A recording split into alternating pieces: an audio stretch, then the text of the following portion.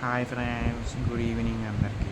నేను చెప్పదలుచుకున్న టాపిక్ వచ్చేసి ఇన్ని డేస్కి మన ఫార్మర్ సీఎం చంద్రబాబు నాయుడు గారికి బెయిల్ వచ్చింది. చాలా హ్యాపీగా ఉంది. ఎందుకంటే ఏం తప్పు చేయకుండా ఆయన జైలుకి వెళ్ళారు. సో తప్పు చేయని వాళ్ళు ఎప్పటికైనా సరే బయటికి రావాల్సిందే. సో బయటకు వచ్చారు. అది 4 వీక్స్ అంటున్నారు మరి బెయిల్. తర్వాత ఏం చెప్తా చూడాలి.